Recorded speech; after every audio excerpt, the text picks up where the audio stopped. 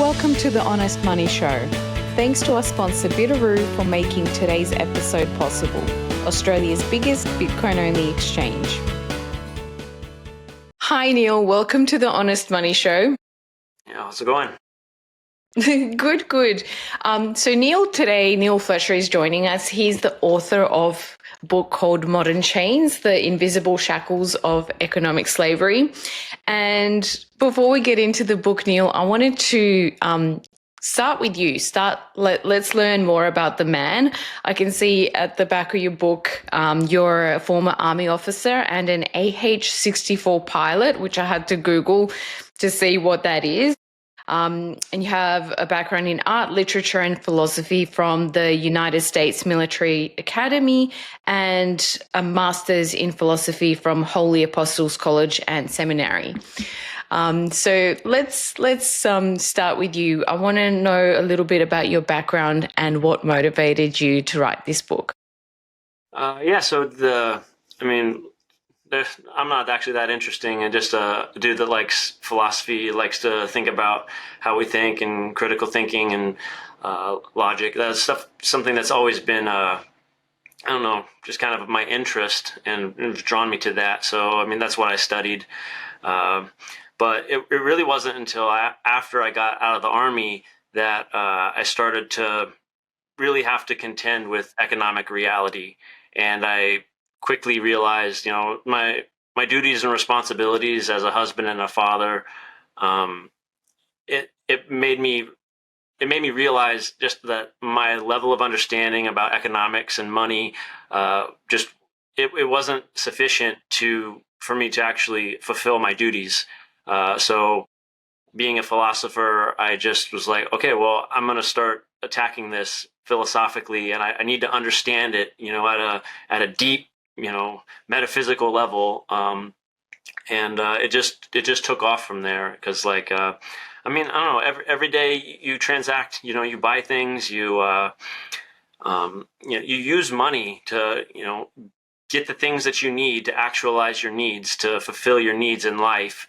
And, being able to use that tool effectively was really important. And, I don't know. So it's just like, it really becomes this like all-consuming kind of endeavor where you realize like the money is connected to every part of like human life in some way, shape, or form. And so it's just like it's a bone that philosophically I was just chewing on forever. And the stuff that I came to realize about what economic reality was, that we're living through, it hit me hard, just when we get into the debasement and all that stuff. But being a leader in the Army, understanding that, you have to, direct action to get where you want to go and bring people along with you. It just kind of like this is like the fight, and so I wanted to share my journey from basically going from, not very, I wasn't up to speed with all the economic stuff. And then through, the hours and hours and the hard work of me digging through, this economic surface to get at the roots, I wanted to save people a little bit of that work and then make it easier for them to unearth and to grip those roots themselves. So that's the whole purpose of the book, is to try to, like I said, so I was digging with a shovel. Like this book is, I hope to kind of create this backhoe type of a tool that any person could just hop into and start to, get at those roots, that what drives our economic reality. So that's kind of the why I wrote the book, and what I hoped to accomplish with it is helpful. Yeah, absolutely. I was quite surprised because I've been trying to get my dad to read several Bitcoin books, and finally the one that he's reading is this one. So it's really lovely that, there's different things that appeal to different people. And my dad obviously likes the philosophical lens. So that's maybe his pathway into Bitcoin. But throughout your book, I read that you were in Iraq twice. And especially like the second part of the book, I kind of feel that your maybe army experience comes through a little bit. I can, even now speaking to you, you're using words like duty. Do you think that also influenced the book quite a lot? Yeah, I did, because so being in the military, you have to, contend with and understand your mortality. What does it mean to be alive? What does it mean to die? And when you put your life on the line for something, you want it to be bigger than yourself. Like that's kind of the step you have to make logically. So it's just like I understand sacrifice, and I understand that pain and suffering and is worth it when you're working towards the right end. And I did that. I went and I deployed twice, and it's like, what did I risk my life for? My country, all these values, these ideals, and like you come back home, and then you start looking at the monetary system, and you're like, I got to provide and protect my family, and I got to make sure that I'm doing my part to give them a better world. And you realize that the monetary system itself, this, as we'll get into later, but like this, it's this mechanism of control, this extractive, enslaving system. And it's like, you talk about like a cause bigger than yourself. Like, what is the fight? Like this is the fight. And I came to this point where it was like, all right, I was willing to die for my country and these things, but what am I willing to sacrifice for this fight? And it just kind of like, it was like not even I don't know. It just made me feel so small. Like, why am I not at the front? Why am I not leading the charge? Why am I not trying to give everything that I have to this cause? Because this is, in my opinion, this is way bigger than any of the other the forever wars. Like all that stuff is just, it's a symptom, really. It's a symptom of this monetary system. So I want to, in a sense, like I need to do my part to help destroy Fiat, because Fiat is the thing that is doing the damage. It is abusing us all. And it's the thing that I do not want to pass on to my kids. Like, I don't want my girls to have to deal with this problem. And, it kind of, as you grow from like young adolescence and then you kind of come into your middle life, it's like everybody kind of has that chance where they're like, they pass the buck to you, where it's like, oh, we'll just go along with it. Let's all just keep pretending that this is fine.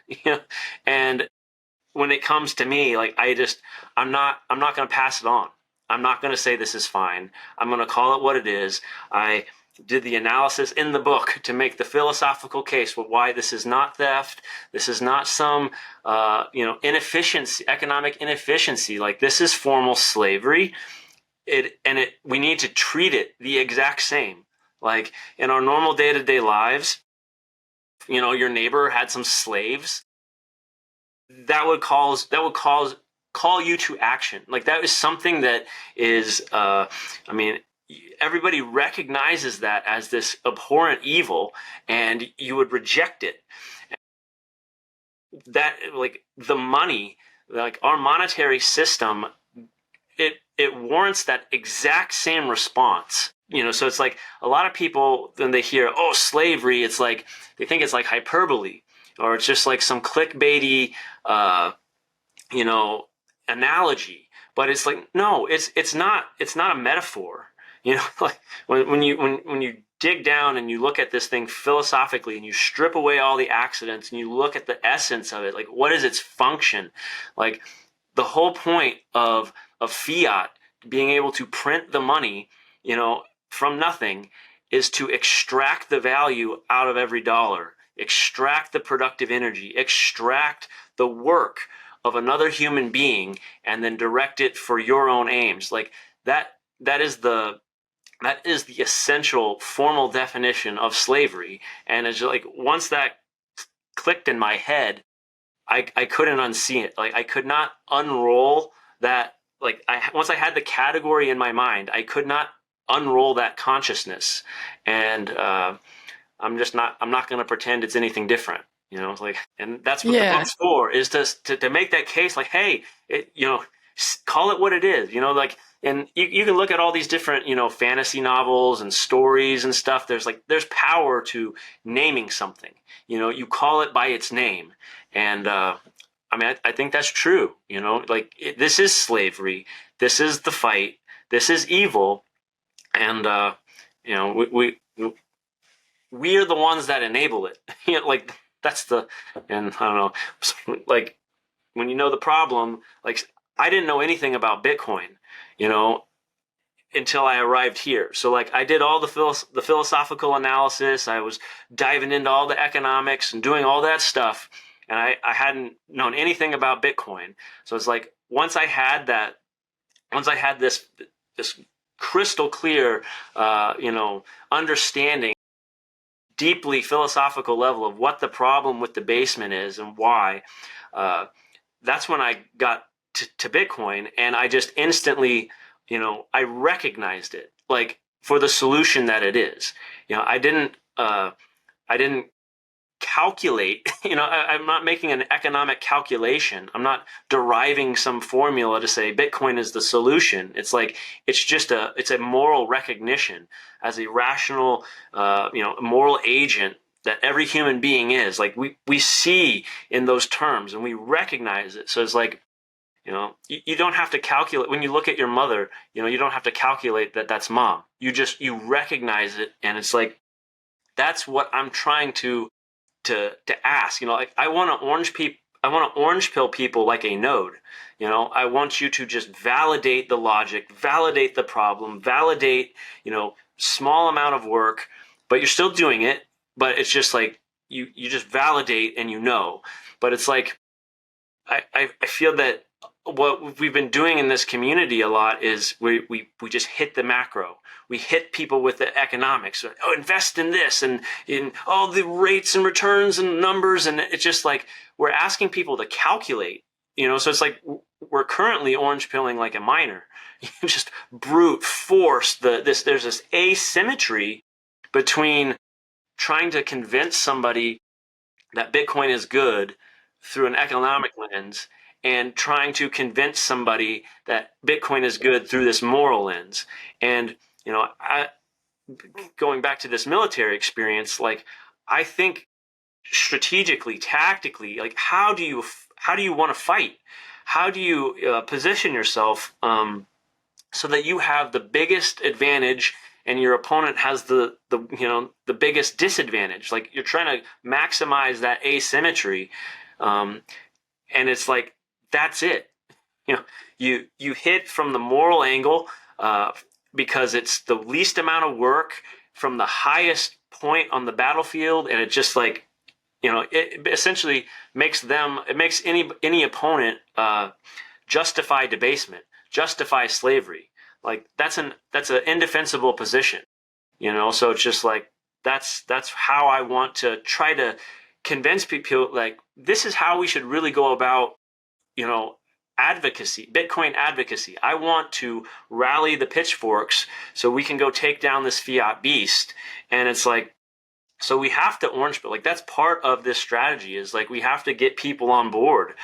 So it's like, yeah, I don't want to do things the hard way. And that was like the hypothesis of this book, was like, hey, I'm going to leverage this asymmetry, just like the Bitcoin network does. I'm going to leverage this, and it's going to move mountains.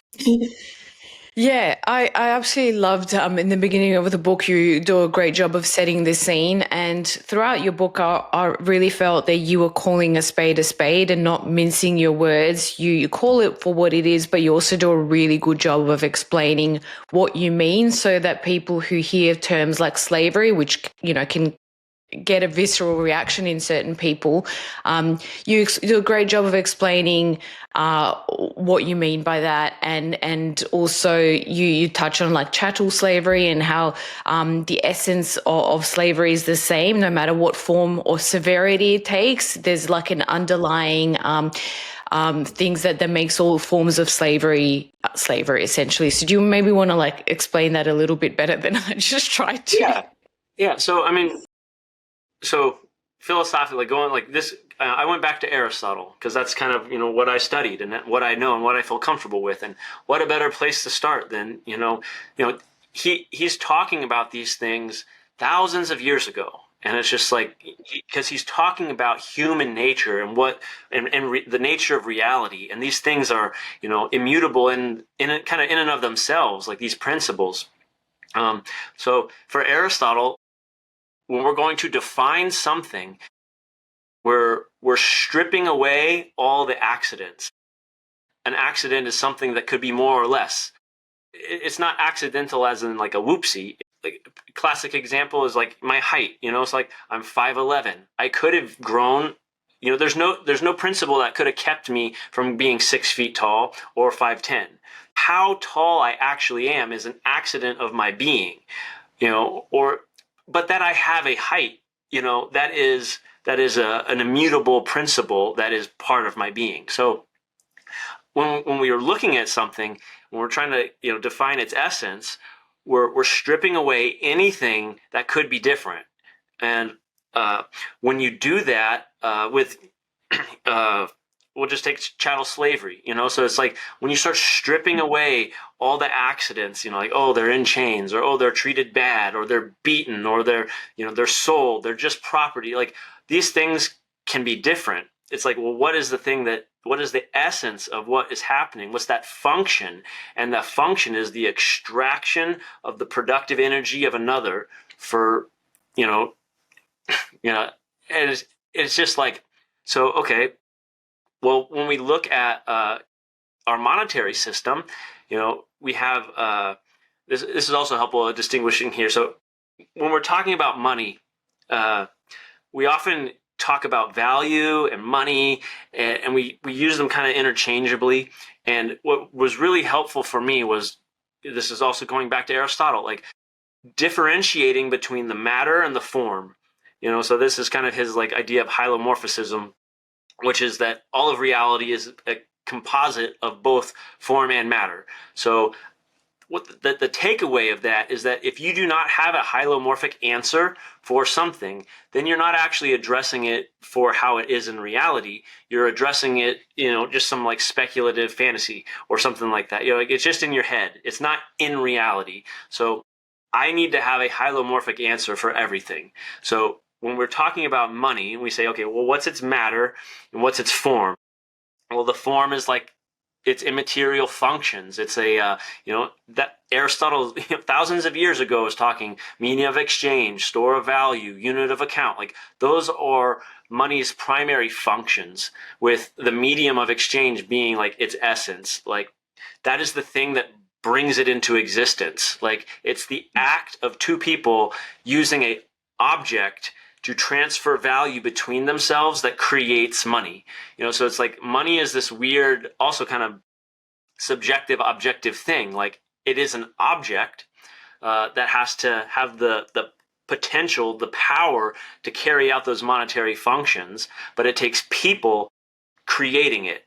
So it's like if we didn't have any people on the world, there would be no money. Like so it's like, and that's something that kind of confuses people when they're talking about money and economics, because they say value and they'll say dollars, and they're talking about the object, or they're talking about the value that's inside of it. So it's like, it was really helpful for me to just be able to understand, like, am I talking about the monetary object, this capsule, this thing that I can store energy inside? Or am I talking about the creation of that value, the creation of the productive work, that I'm putting into the money? So it's like, with those two things kind of together, it makes it really easy to see what's happening with debasement. So with my life, with my work, I am creating value in the world, and then I can store that value inside that monetary object. And it's to preserve and protect and let me transfer it between. Well, what debasement does is when they're creating more monetary objects, they're empty. They have no, like, that's not creating more value in the world, but they're creating these monetary objects that are empty, but they're treated equally as to the objects that are already in existence. So what that does is that equalizes all of the value throughout all those new monetary objects too. So it's extracting value out of the monetary objects that exist into the newly created ones. So like that's like the technical mechanism for why this is exactly slavery. It's the extraction. You know, like when they debase the money, they are enslaving every single holder of a dollar. You know, so it's like, well, how do you prevent that from happening? Well, you pull the siphon out from your monetary object. You find a new monetary object that they can't debase. And that's, you know, when you see like, oh, well, that's the problem. How do I solve for debasement? How do I protect myself from being debased, from being enslaved? Enter Bitcoin, and it's just like, duh. Like there's like, that is the thing that, and if you can just, that's like the smallest little recognition that like, that's what Bitcoin does. It prevents you from being enslaved. Whatever value I create in the world and I put into Bitcoin, no one can siphon that out from me.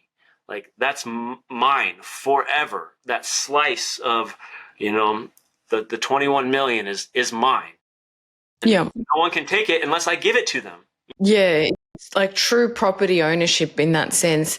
I love the part of your book where you were talking about like the economics essentially, but through a philosophical lens, because the various different books that I've read from like Lynn Alden and Seyfedin Ammous, they talk about all of these things, but from like a different lens. And I found it very interesting to read your take on things like quantitative easing or fractional reserve banking or all of those. And one thing in particular that I remember blew my mind was the section where you spoke about debt being both a liability and an asset. And that is just like, I mean, I knew of it, but I never thought about it until I read the book as deeply as I have. And it's absolutely crazy. Like, it's wild. I feel that this whole century is a century of gaslighting almost. Yeah. Like nothing seems, yeah, it's really hard to separate truth from reality. Fiction from reality. So yeah, you on that chapter where you speak of the different types of the different methods and the different ways that the current monetary system extracts energy from people. Do you want to explain that a little bit? Yeah, so just to the point of like the liability and asset, like this idea of a credit debt based money, you know, it's like all the money is lent into existence. It's, you know, again, it's created from nothing, you know, from this debt obligation. It's put into the world, and you know, when we think of like a loan or we think of liabilities and assets, for me, I would just kind of like relate it to like I have you know, $20 and I'm giving it to my neighbor, something like that. Like I think of it in like my terms at my level, but like that's not what's happening at the origin of the dollar. When they're creating these things, it's not like that.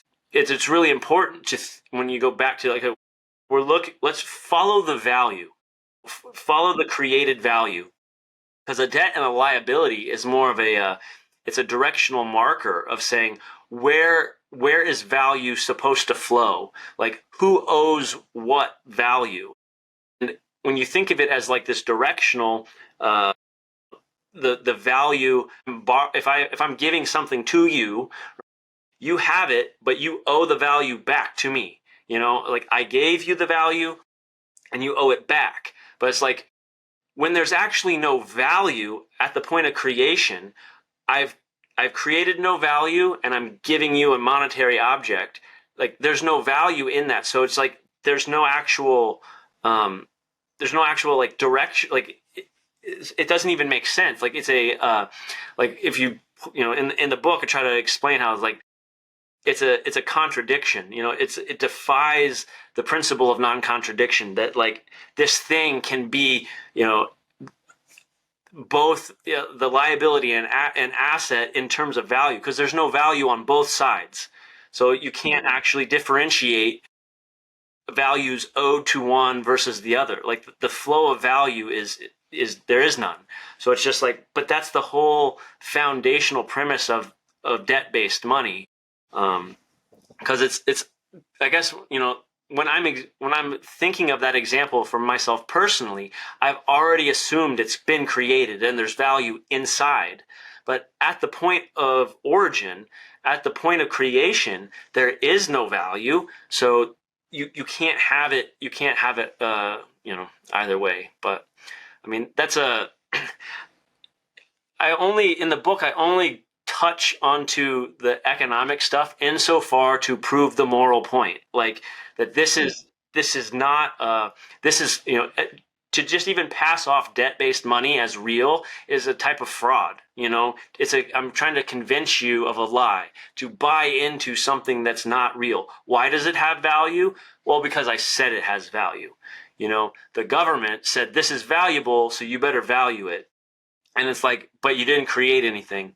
That you didn't create any value in the world. You know, when the Fed, you know, clicked $6 trillion and injected it into the economy for COVID, you know, before they hit enter and after they hit enter, the world was the exact same. You know, like as far as terms of how much value is in the world.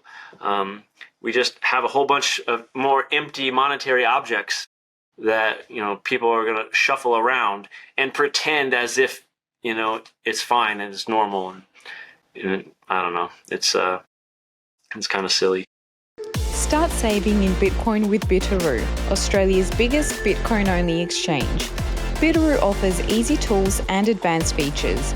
Join thousands of happy users making their first Bitcoin purchase today. Download the app or visit bitaroo.com.au.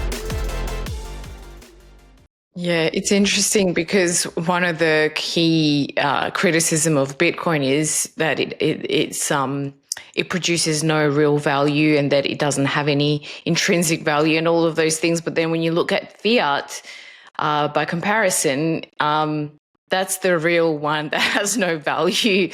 I'm interested. I talked about intrinsic value, you know, in a section specifically in there. That is another thing I just constantly heard people get wrong.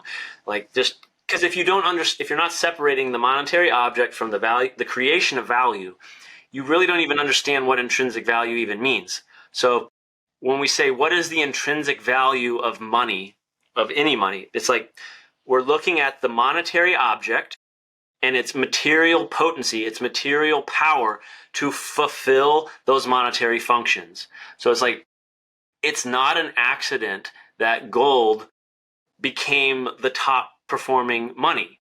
It was the most powerful money the world had because of its material attributes. So all the measurables, the things that can be more or less, and this gets into all the scarcity, durable, transferable, like that list of attributes, of characteristics that the material possesses, you know, those are the things that power its function as money.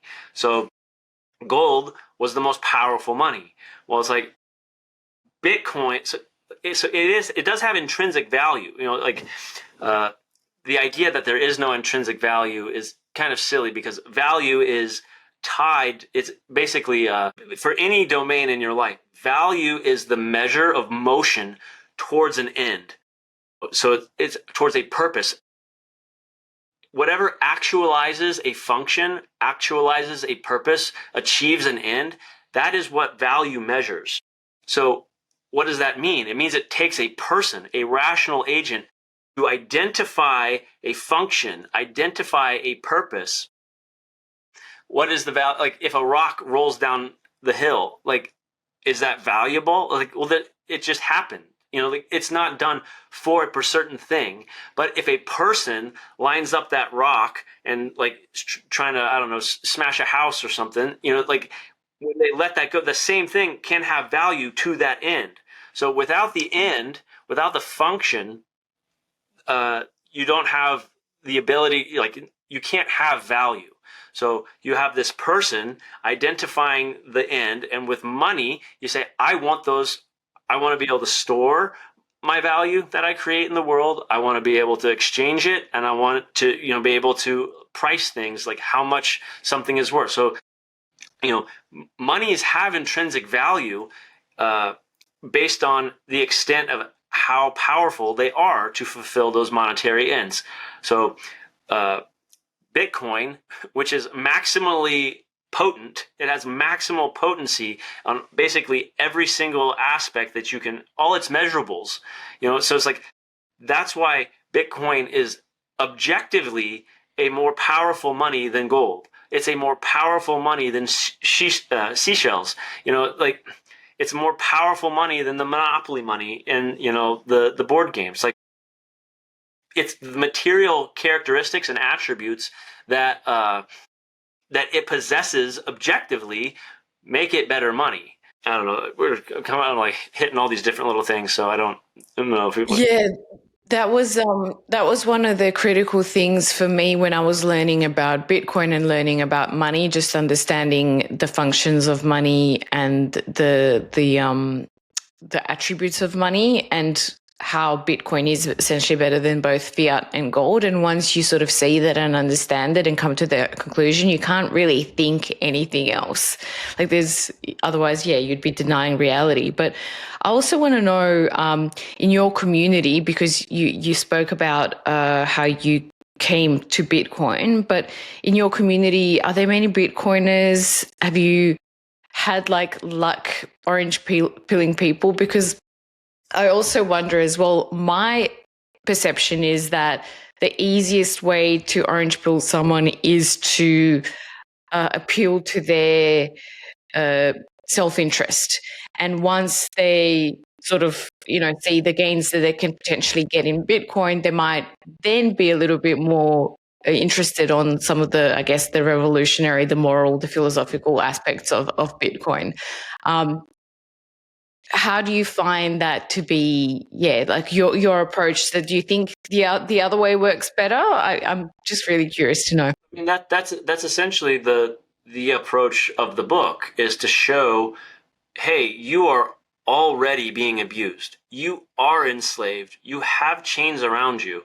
Even though you may not see it or feel it, you might be doing really well. You might be some CEO of some, big company, and you think you're doing so awesome. But it's like, yeah, you might be winning this game. You might be better than everybody else. But even you are still enslaved. Like, you are still being debased.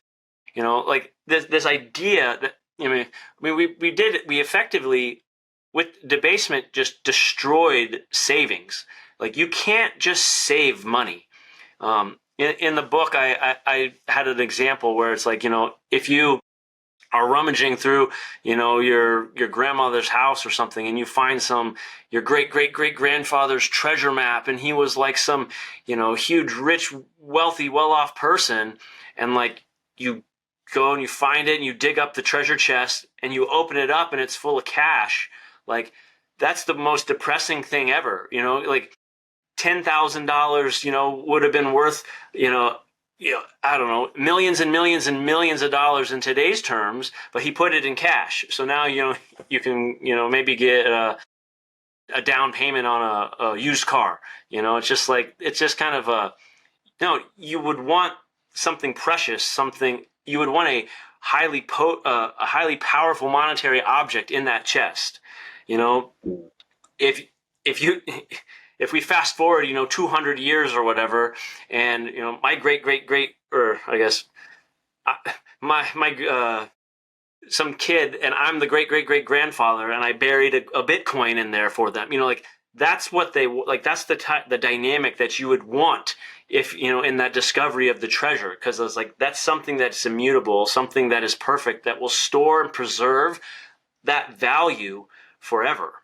And I think that's really hard for us to wrap our brains around, because my entire life, all I've ever known is fiat. All I've ever known is debasement, that the cash just loses value. Well, why does it do it? Because they make more of it. It's just. Yeah, absolutely. And it's a system we're all born into. And now we have a tool where we can really start to question this system and opt out of it if we want to.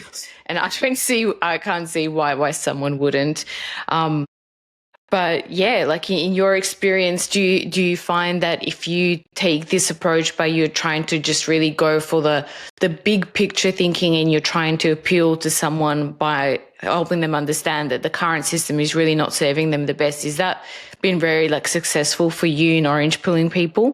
I would say most people that I sit down and talk with, they actually get it. They'll see it and they'll be like, oh, because I'm not creating anything. I'm just asking them to open their eyes and look and use their own rational faculties and and validate reality themselves. Like, this is true. Like, what is happening to us, what this system is just objectively true.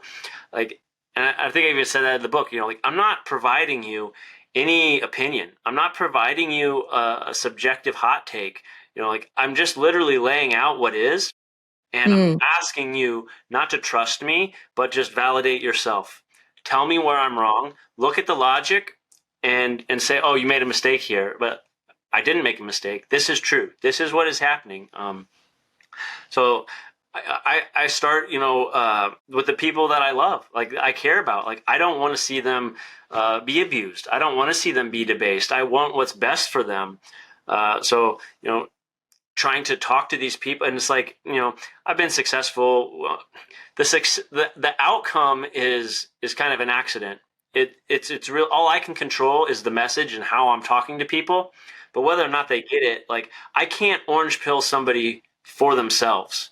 Like, they have to do the work themselves to understand what's happening. They have to do the proof of work. But again, like, that's why I said the whole point of this book is to try to maybe lower the threshold for how much work they have to do. I'm trying to guide. I'm trying to kind of coax and encourage. Like, hey, let's take this journey. Let's think about these things. You can do this too.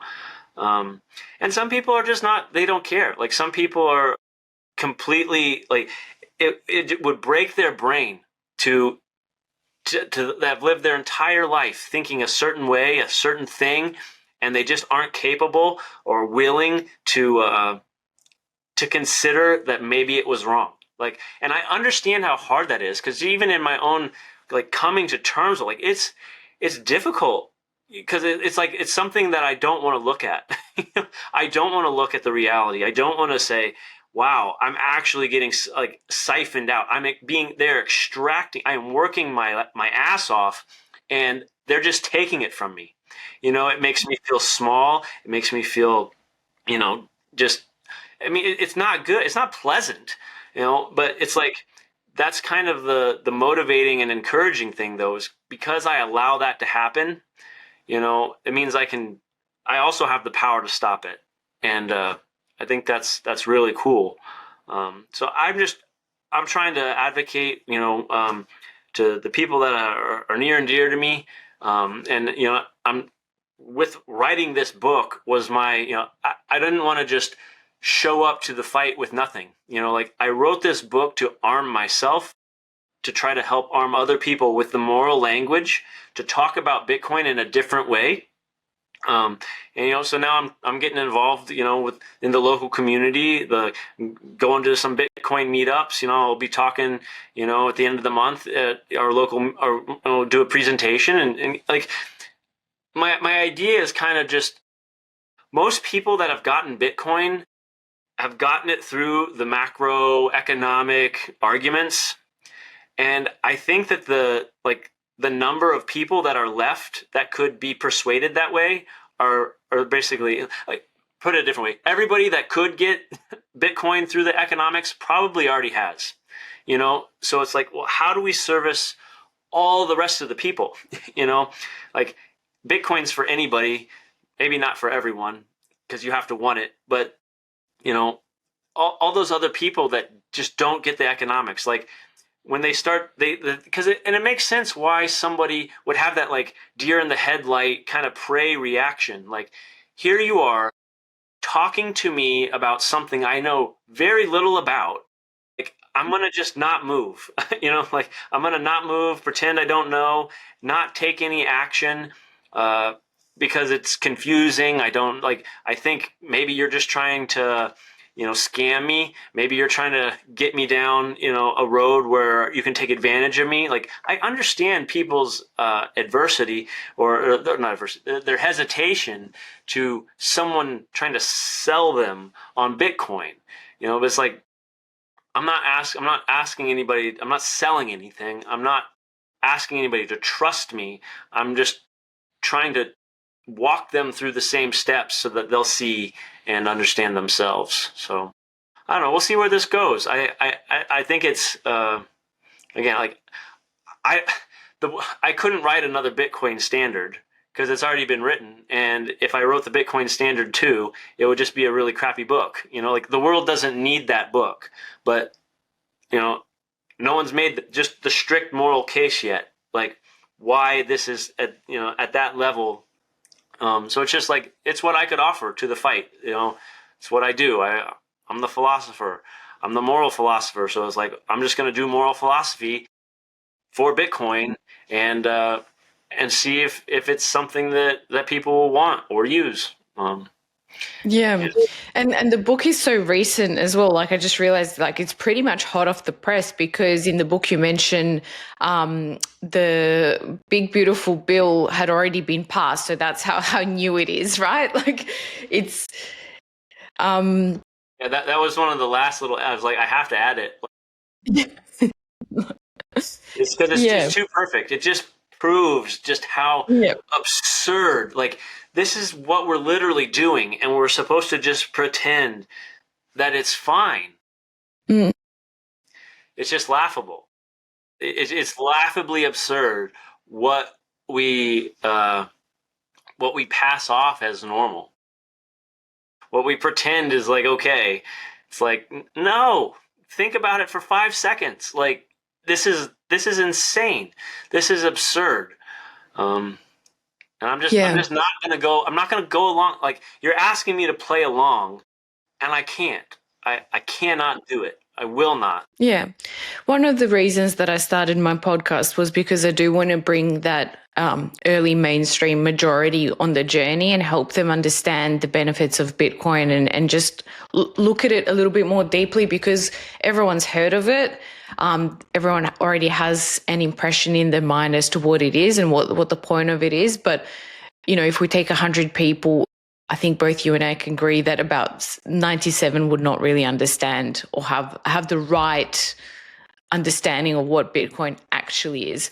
So there's a lot of opportunity to bring people on the journey. And I always wonder as well, I don't know if you've recently seen, and this isn't the most scientific thing, whether you've seen the Myers-Briggs personality test among Bitcoiners. And then, so obviously, like science aside, I know in psychology that particular test is not that very well respected, like not as much as the big five, but there is an element of truth to it. Like we can all read it and be like, okay, I can sort of see why someone who's more intuitive and abstract thinking and thinks about the possibilities might be more likely to adopt Bitcoin. But I also got very curious about the majority of people who there's like zero exposure to Bitcoin.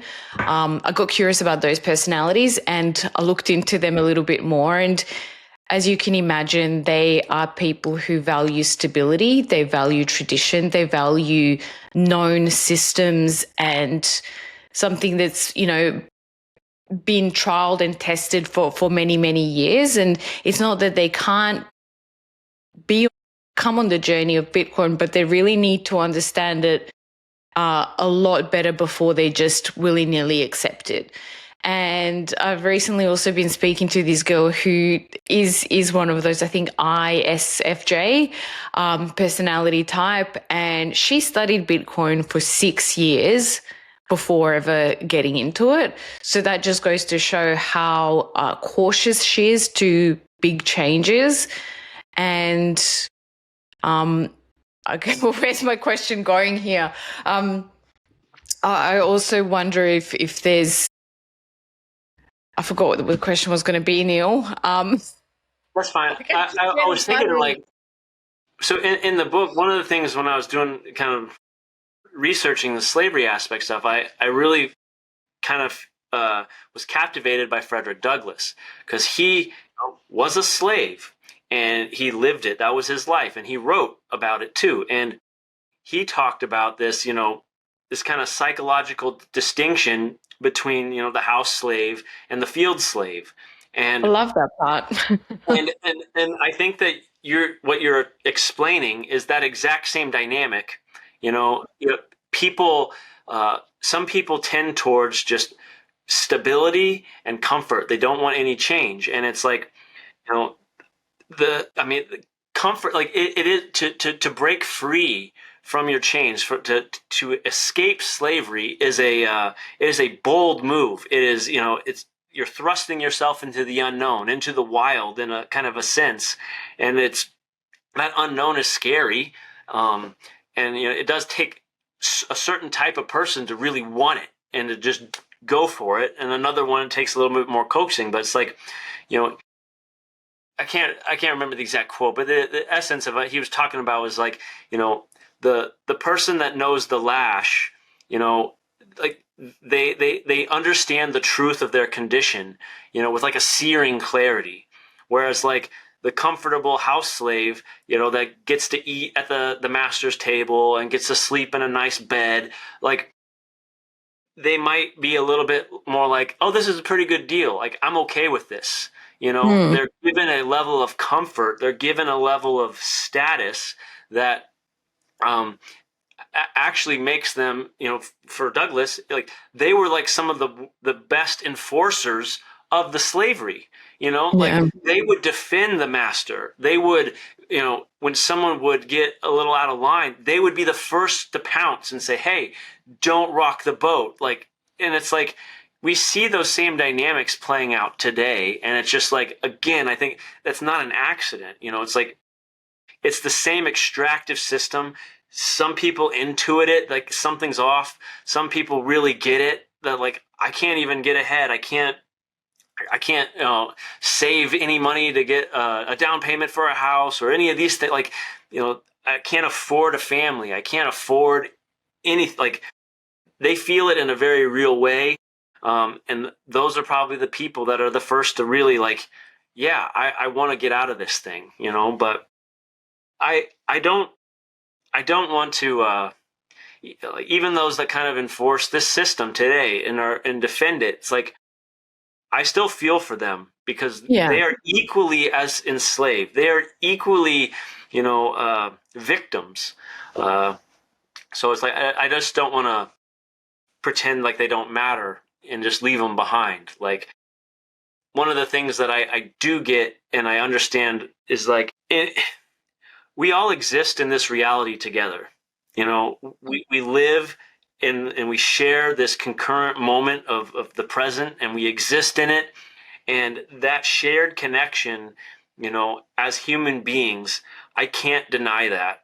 And I understand that I need everybody else too. Just as like I am part of this, going back to this kind of hylomorphic, part and whole. Like, yes, I am an individual, but I also am a member of society. I also am a member of this collective, human race. And it's just like putting those things together, it makes me care about my fellow man. It makes me care and have empathy towards, their suffering too.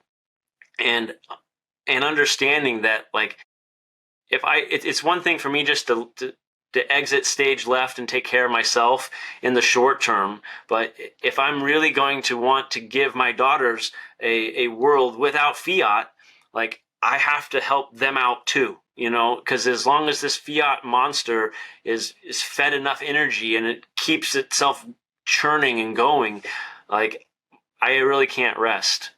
So I don't know. That's why I really do want to help, and the Bitcoiners that have it, like I probably wouldn't have got it earlier. Like I needed to have all of my life experience, and I needed to have my philosophical training, and for me to do that proof of work to where when I did see it, I could get it. Like if I would have got introduced to Bitcoin 5 years ago, 10 years ago, I mean, I would bet a lot of money that I probably wouldn't have got it. I probably would have sloughed it off as it was stupid or dumb or a scam or something. Like I would have fallen into tripped over those same obstacles.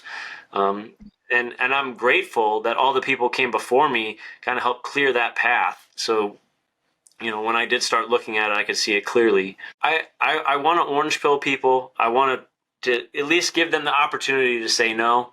And, maybe not. Like I tried to orange pill by asking questions. I really don't want to tell people things because I want them to walk themselves through the logic.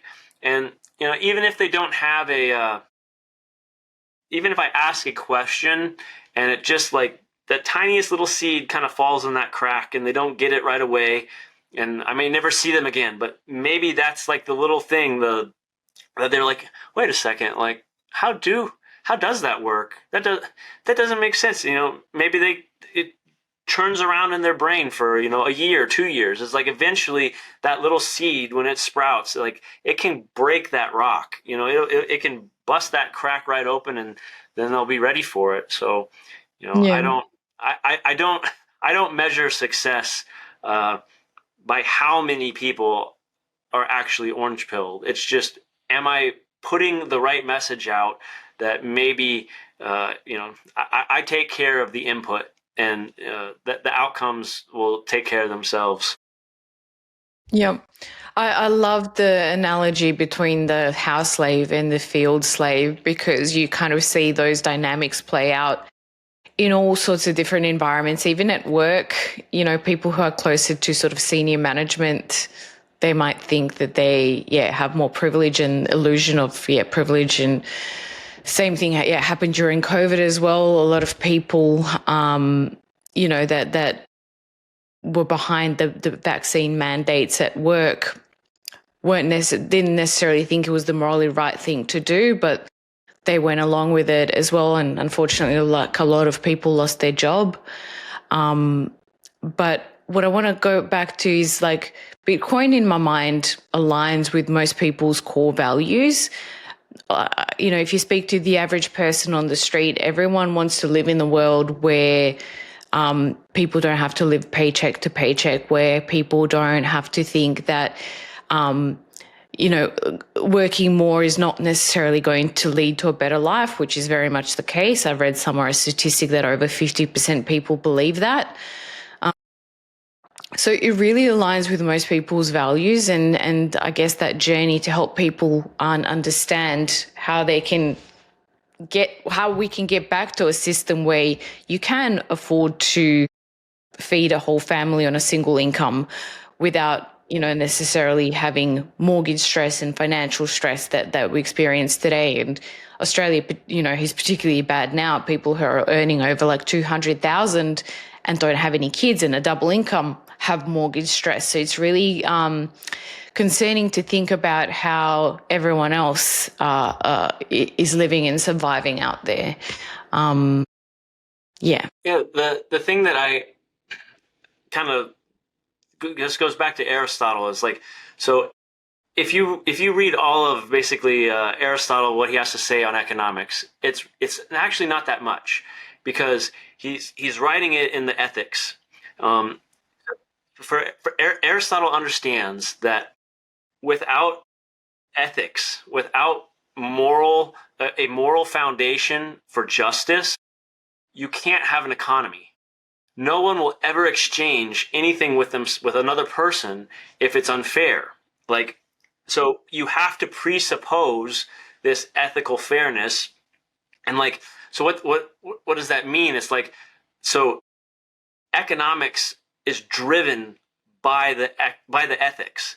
Like the ethics comes before the economics. So if you understand the ethics behind money, behind exchange, like that's going to tell you what type of economic fruit will come from that ethical tree.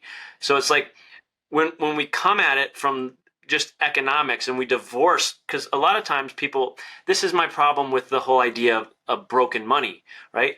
I understand why that is a powerful, it's powerful rhetoric, because it grips really hard on this like intuition that something is off, like something bad is happening with the money.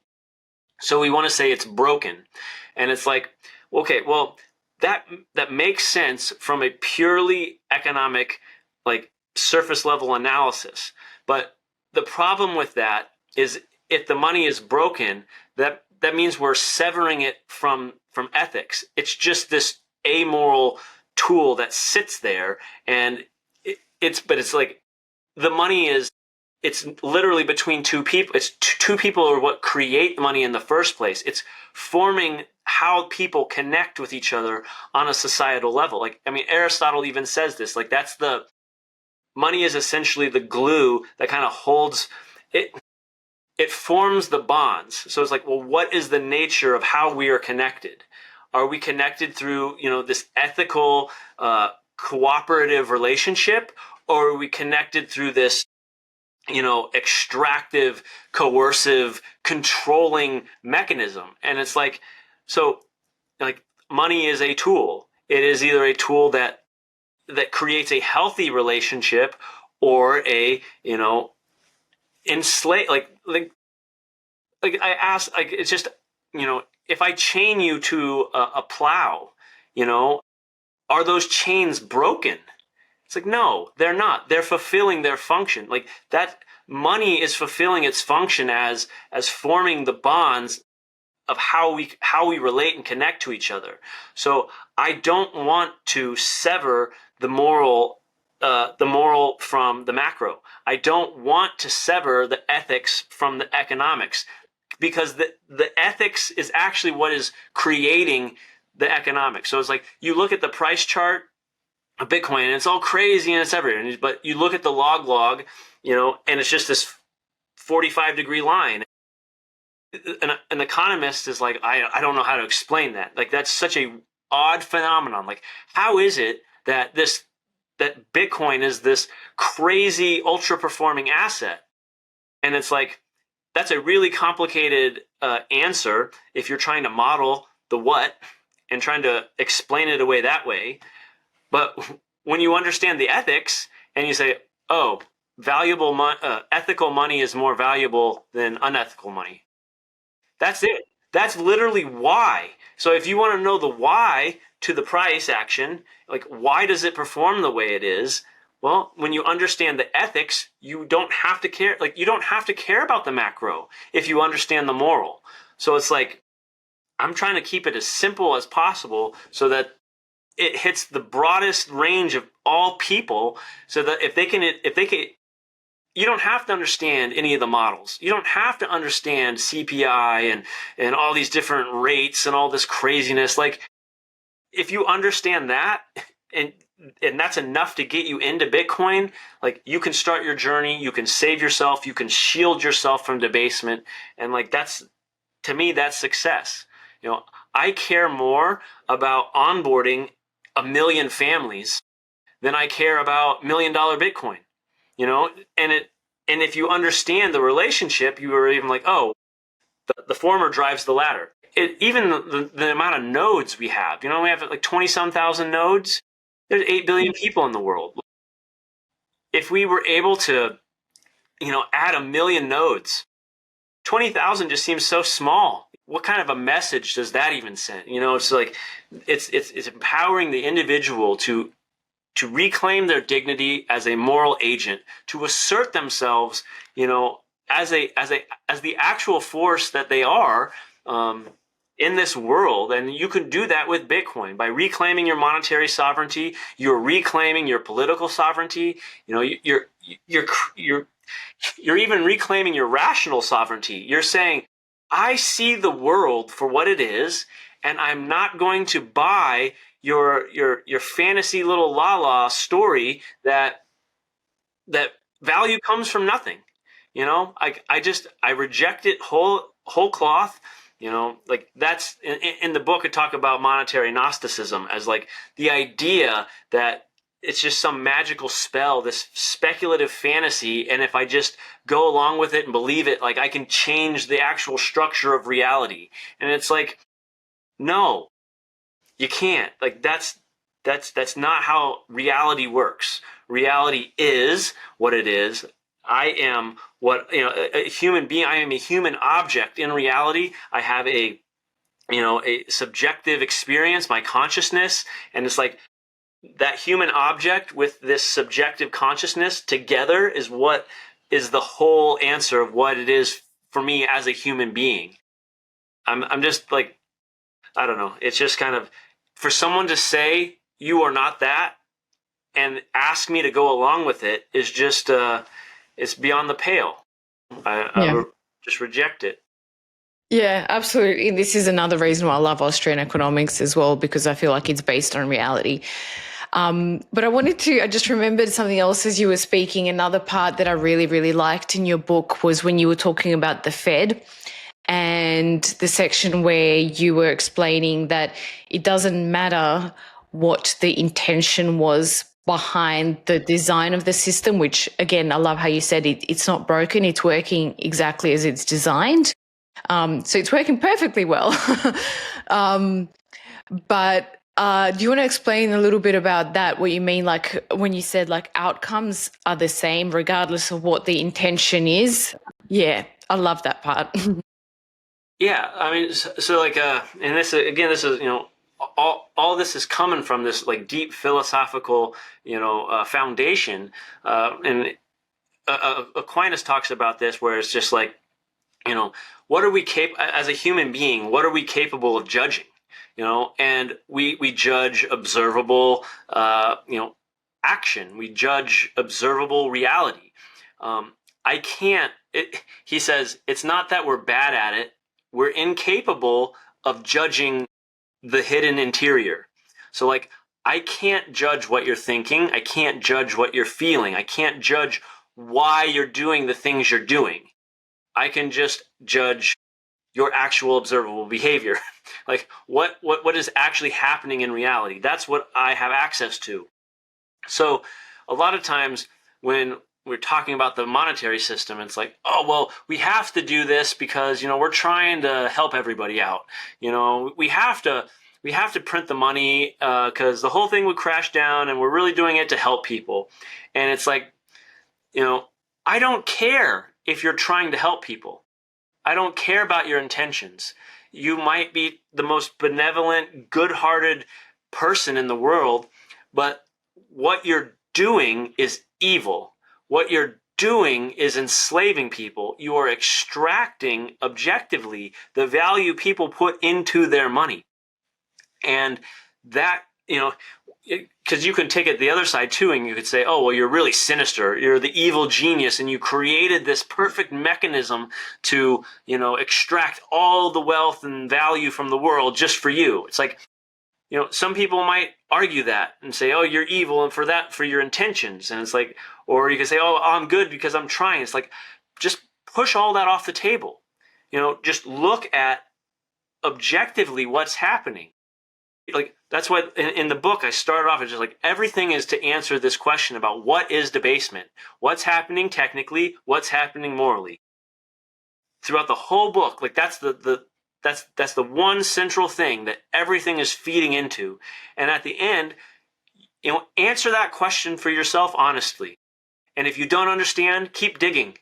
Keep doing. I try to show, and provide you with enough stuff that you can validate and come up with your own answer to that. But like, if you can't answer that question and you just brush it off as like, whatever, it doesn't matter, well, you're literally just that comfortable house slave denying, what's being like, you're seeing everyone in the field get abused, and you know kind of in your heart that it's bad, and you don't want to look at it. You can't acknowledge it, man, for whatever reason, it doesn't matter. But like, that's what you're doing. If you look away from that question and you don't answer that honestly, you are looking away from the abuse. Yeah. Yeah, very true.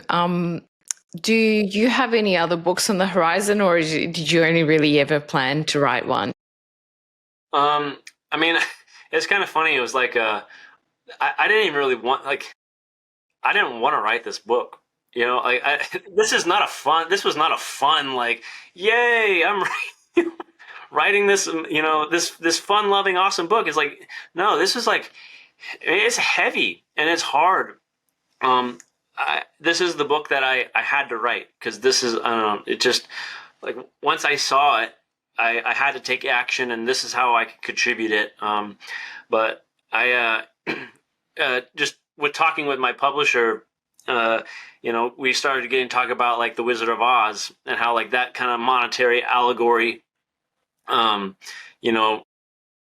was how it correlated to today and how it didn't. And it was just like, he's like, well, just do that, update the allegory, So I have the allegorical companion to Modern Chains, which is just basically the Wizard of Oz plus Modern Chains together. But I mean, it's that's the fun, lighthearted kind of take. But it's like, it's kind of funny, because when you're doing an allegory of an allegory, I mean, it invites laughter, because it shows how absurd things are that we take serious, but they're the same. And it's like, I don't know. So that kind of was just the last little side piece there. But I don't know. I'm gonna just, this is my fight now.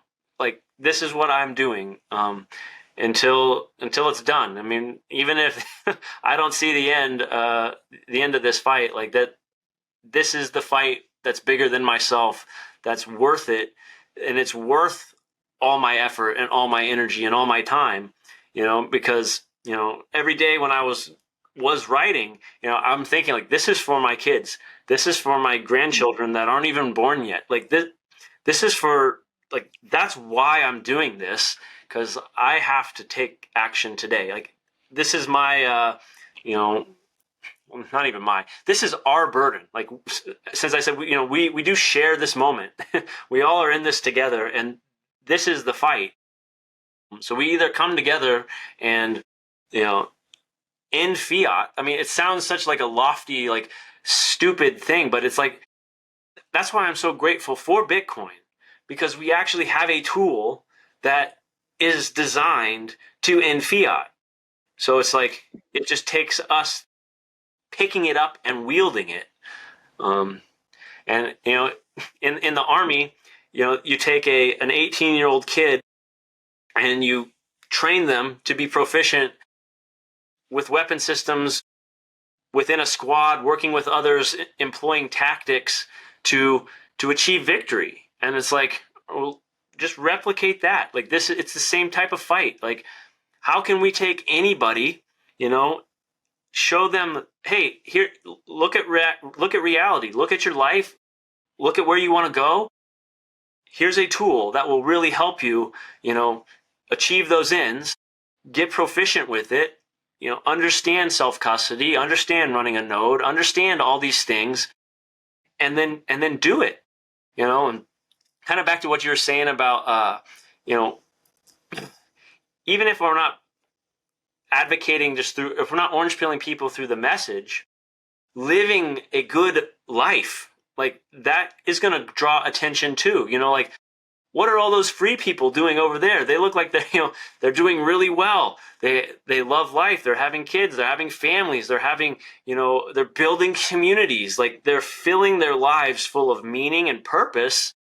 And I'm sitting over here in fiat land, getting, debased, miserable.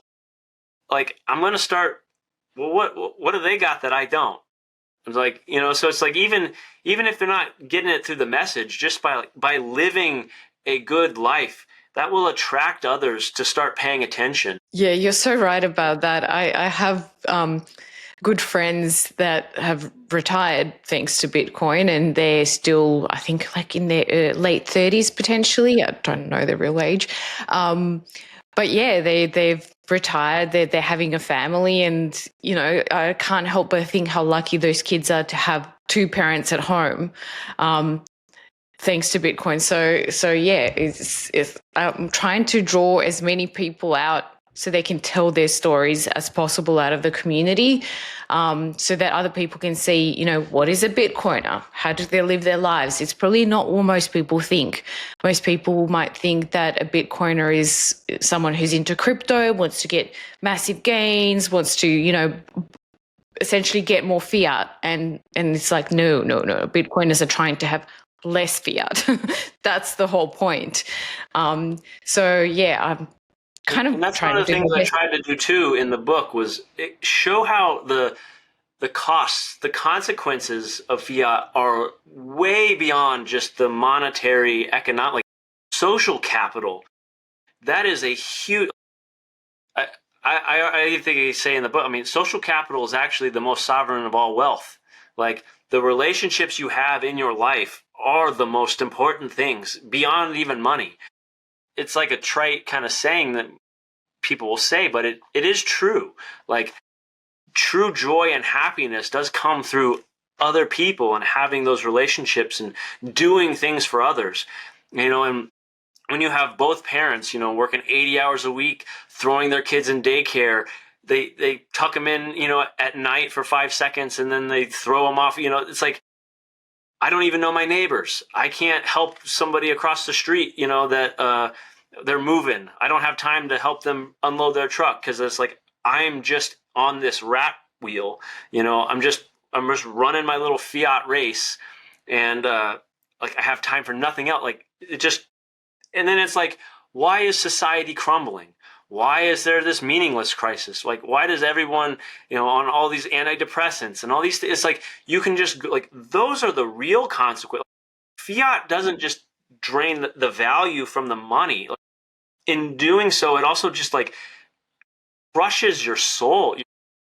It just degrades your human dignity. It makes you, I think, what was the quote in the book? It's like, it makes you less than what you are, and it keeps you from becoming what you ought to be. You know, it's like, it's kind of this twofold thing. Like it's this oppressive weight, and it's like that sucks in and of itself, that abuse. But what's even worse is that it like prevents you from actually getting anywhere, and being somebody in somebody else's life. It's like that. Like when I wrap my head around just the enormity of the abuses, like it kills me. Like I mean, if that doesn't fire you up about like, hey, this is something worth my time and energy to fight and combat this, then it's like, it's like, are you even human? Like, I don't even know. Like it's that type of a question. Like, I don't know. It lit a fire in me. It actualized me, and it challenged me to become more than I was. And, you know, so I'm very blessed. I'm blessed for that. Yeah, Grateful. absolutely. Yeah. I mean, I'm fired up. My mum keeps telling me to fire down because she's like, you're burning out because of this cause. But I'm like, it's that important to me because I can see how it's ruined not just our economy, but our relationships. It ultimately incentivizes nihilistic behavior in people. And that's what, yeah, I just want to go back to a world we once had, with the technology that we have today. But yeah, have those, you know, communities restored, relationships are restored, the nuclear family restored, because yeah, it incentivizes people not to have children, not to have relationships. It's it's so funny because you're right in saying that once you see it, you can't unsee it. So now when I'm reading a book that has nothing to do with Bitcoin, I relate it back to central banking somehow. And you can just see so many different, like I was reading a book on narcissism of all things.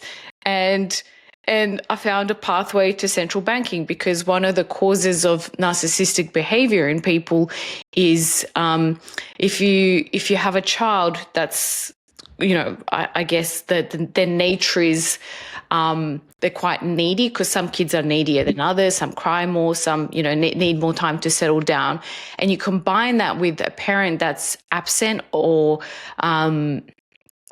neglectful, then that is like the perfect breeding ground for narcissistic behavior. And if we have a society where parents are not as present, that's potentially going to breed more narcissistic children. And that's like, it's amazing. I relate everything back to money printing, essentially. Yeah, it's creating these bad feedback loops. And it's just like, it just gets worse and worse until, like, reality will reassert itself. Like, we can play these games of imagination land until reality reasserts itself. When we smack into it, and it's going to hurt. Like, the illusion can't hold off reality forever. So it's just like, I don't know. I totally completely resonate with what enables the system is us going along with this. And when it kind of burns the candle from both ends, as like, when you think of yourself as less than, this dignified human, rational, moral agent, and you don't think you have any power, and you don't think you have any say, and you think your choices don't matter, and you're just this floppy sail in the wind getting blown around. Like, well, you're easily manipulated. Like, so it's like the system degrades you in that way, and then it makes you easier and easier to control and to keep moving in that same line. So it's like it's really just breaking out of it and seeing yourself for what you are. Understanding what a human being is, understanding why rationality and free will put together create this like immense dignity within you, and that you are worth it. You are even like, you're worth the effort. Like, you talked about burning out, and it's like, the thing that I've experienced with this has been more energizing than anything. Like, I've been burnt out at work, where the drudgery, and you have to just pick yourself up and drag yourself in. Like, that's horrible. I don't have to do that when I'm working on these projects. My output is I've been more productive in these endeavors than anything I've ever done. And it just is like, it's the positive feedback loop in the other direction. The success, I'm not even saying, the more I work, the harder I work, the more I see accomplished, it just fuels me even more. So, I don't know. I hope I don't burn out in that sense. Yeah. But, well, it's a different kind. Yeah. Going. It's a different kind of burnout, because I'm not burning out like I was burning out in Fiat, because I felt like a sense of hopelessness and what is the purpose of all of this. It's more burning out from just a constant feeling of, am I doing enough? Am I doing enough? And just trying. I spend a lot of time even like on social media trying to create content, sometimes hours, to post something that I think might help people, but then it doesn't really get much engagement. But it just goes to show as well how early we are, and there's not that many conversations out there that are trying to, I guess, tell the story that I am. A lot of Bitcoin-related content out there is about price and about, macro things. I'm trying to, I guess, put a more feminine spin on it, I talk about price as well, because obviously that's what people appeal to. But I try to focus on the foundations more. I try to focus on the why. I'm like doing all sorts of things, testing what works, sometimes even using humor, like we spoke about before. Humor can be a very powerful tool to point out the absurdity of something. So I can't wait for your second book. I think that's going to be a really awesome read. Do you have a date as to when that might get released, Oh, or is it? it was like last week or something like that. Oh wow, already. Okay. So where can we purchase it already? Like on Amazon? Yeah. So I mean, everything that I do is all on modernchains.com. Like that's kind of my hub. So anything that's related to me, how to find me, uh, anything that I'm doing, it will be on modernchains.com. It's just kind of the one-stop shop for anything if you're interested. Yeah. But And to me, I don't. It's like if I could give everybody in the world modern chains, I would. Like like spreading the message is the important part. Um, but it's kind of funny. Like the ideas could be the exact same, but if you don't put them in a book, it's like people don't think. It's like it gives it like a level of legitimacy that maybe someone will consider it. But if you don't have a book, you're just kind of some lunatic, stating some crazy stuff or whatever. Like it's a reason for someone to blow you off, you know. But yeah, well, we're all crazy until it's never popular to be right too soon or too early, but I ultimately believe that truth prevails and cannot be suppressed for too long. no, like I said, reality reasserts itself. That's the one thing that all history proves. Yeah, absolutely. And then as a final question, do you have any plans to come to Australia with your family?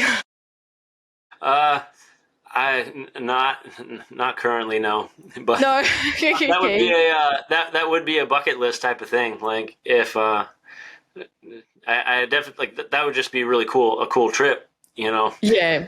Uh, It's a that's really not. beautiful place. I highly recommend it. If you do come, I would recommend that you guys come around March. That's the bit of a Bitcoin season in Australia. We have Bitcoin Alive in March, and then also in Victoria, in Beechworth, there's a Bitcoin Bush Bash, and that's a very popular sort of grassroots event.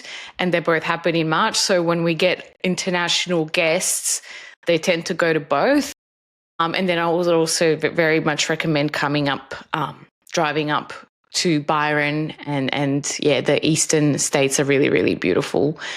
So lucky to live here. So hopefully you guys will come one day. Yeah.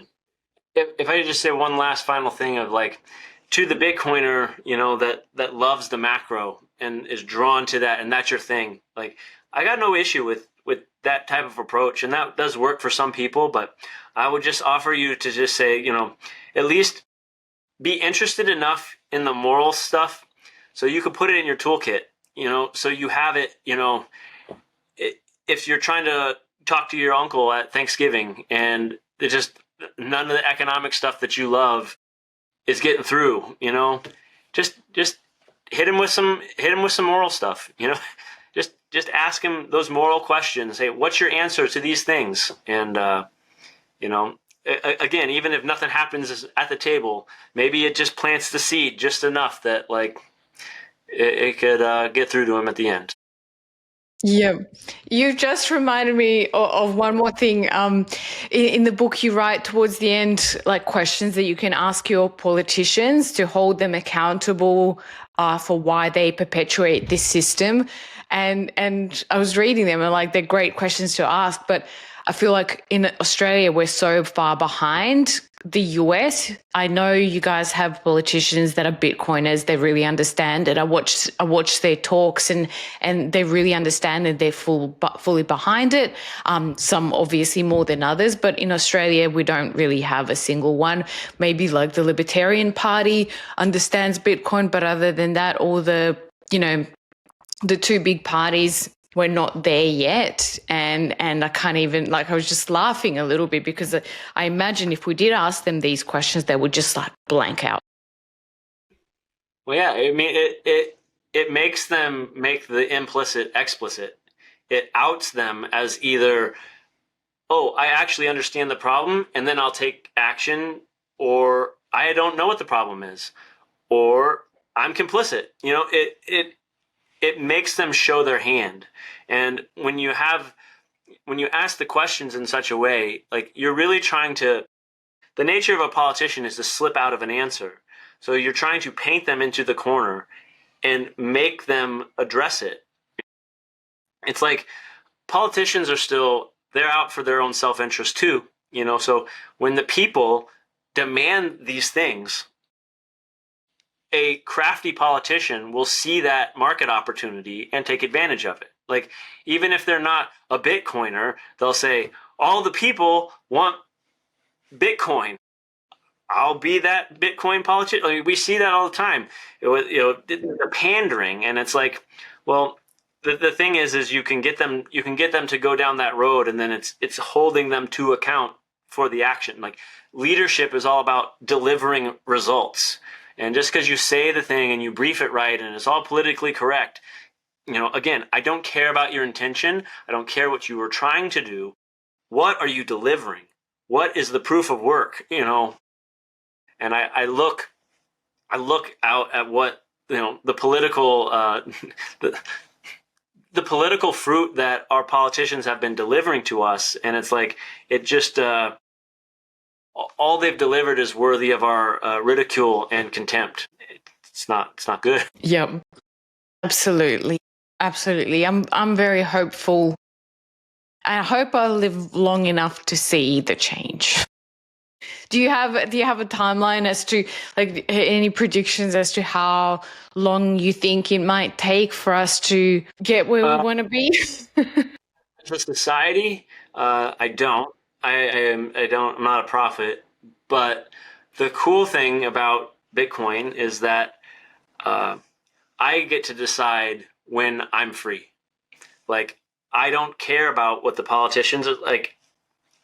I've in a sense, like, you get to transcend the politics. You get to transcend the economic, booms and busts. You get to exit and just be this sovereign individual. So it's like, that's what I would be trying to focus on, is like, you, the individual, choose when that happens for you at that individual level.